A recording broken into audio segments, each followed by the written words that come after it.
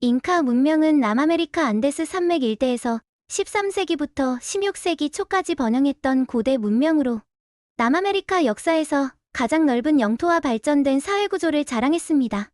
잉카 제국은 오늘날 페루를 중심으로 에콰도르, 볼리비아, 칠레, 아르헨티나, 콜롬비아까지 이르는 광대한 지역을 지배했습니다. 그들의 수도는 쿠스코였으며 정교한 정치, 사회, 경제, 그리고 건축 체계를 이루었습니다. 정치와 통치 체계, 사파 잉카. 잉카 제국의 황제는 사파 잉카사파 잉케로 불리며 절대적인 권력을 가진 유일한 지배자로 신성한 존재로 여겨졌습니다. 4개의 수우유. 제국은 수우유라 불리는 4개의 주요 행정구역으로 나뉘었으며 각 구역을 관리하는 총독이 배치되었습니다. 이 4개 수우유는 수도 쿠스코를 중심으로 방사형으로 퍼져나갔습니다.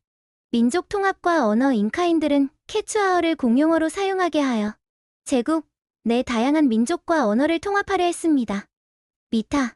일종의 노동세인 미타 제도를 통해 제국 내 모든 사람은 공공사업에 일정 기간 동안 노동력을 제공해야 했습니다. 이는 건축, 농업, 전쟁 등 다양한 영역에 동원되었습니다. 이 사회와 경제 구조. 농업. 잉카는 고산지대에 맞는 농업 방식을 개발했습니다. 주로 옥수수, 감자, 퀴노아, 코카잎 등을 재배했으며 계단식 논을 조성해 물을 효과적으로 공급하고 경작지 면적을 넓혔습니다. 분배의 제도. 잉카 사회에서는 개인이 소유권을 가지기보다 국가가 재산을 소유하고 분배하는 방식이었습니다. 이로써 국가가 전체적인 경제를 관리하며 필요한 곳에 자원을 제공했습니다. 상업과 무역. 잉카 제국은 돈을 사용하지 않고 물물교환을 통해 무역을 진행했습니다. 상업보다는 자급자족과 생산물의 분배가 중시되었습니다. 3. 도로망과 통신 시스템. 도로망. 잉카 제국은 4만 킬로미터 이상의 정교한 도로망을 건설했습니다. 이 도로는 주로 산악지역과 고산지대를 관통하며 제국 내 통신과 군사 이동, 상업 활동을 지원했습니다. 차스키. 잉카 제국에서는 차스키라 불리는 전령들이 달려서 정보를 전달하는 시스템이 있었습니다. 차스키들은 도로망을 따라 달리며 물건과 소식을 전달해 신속한 통신을 가능하게 했습니다. 탐보. 도로망 곳곳에는 탐보라는 숙소와 물자 보급소가 배치되어 있었으며 이는 장거리 이동과 차스키의 업무 수행을 지원했습니다. 종교와 신앙. 태양신 인티. 태양신 인티는 잉카 제국에서 가장 중요한 신으로 사파 잉카는 인티의 아들로 여겨졌습니다. 쿠스코에 있던 주요 신전 코리칸차는 인티 신에게 바쳐졌습니다. 다신교.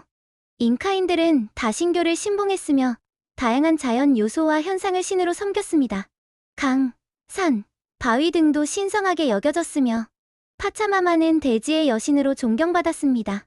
제사 의식과 축제. 잉카는 태양제, 인티 라이미와 같은 웨이미와 같은 대규모 제사를 통해 신에게 감사하고 축복을 기원했습니다. 제사에서는 라마와 알파카 같은 동물이 제물로 바쳐졌습니다. 기술과 과학. 건축술. 잉카 문명은 거대한 석조 건축물로 유명합니다. 특히 마추픽추 같은 고산지대에 정교하게 쌓아 올린 돌벽 건축은 큰 기술적 성과를 보여줍니다.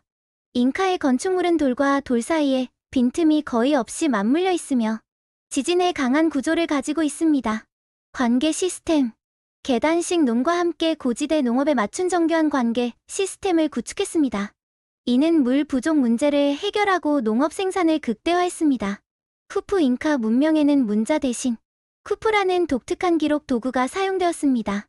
쿠프는 색깔, 길이, 매듭의 종류를 통해 숫자와 특정 정보를 기록하는 도구로 행정과 기록 업무에 사용되었습니다. 예술과 문화. 직물. 잉카인들은 직물을 짜는 기술이 뛰어났으며 옷감에 다양한 색과 문양을 넣어 왕족과 신을 위한 의복을 만들었습니다. 특히 알파카와 라마 털로 만든 직물이 매우 중요했습니다. 도자기와 금속 공예. 잉카인들은 금과 은으로 정교한 장신구와 제사용 도구를 제작했습니다. 도자기 또한 독특한 형상과 문양으로 만들어져 주거용과 제사용으로 사용되었습니다. 음악과 춤. 잉카는 음악과 춤을 매우 중시했으며 제사나 축제에서 주요 요소로 자리했습니다. 전통 악기인 판플루트, 나팔, 북 등을 사용해 음악을 연주했습니다. 7. 스페인과의 접촉 및 멸망. 피사로의 정복.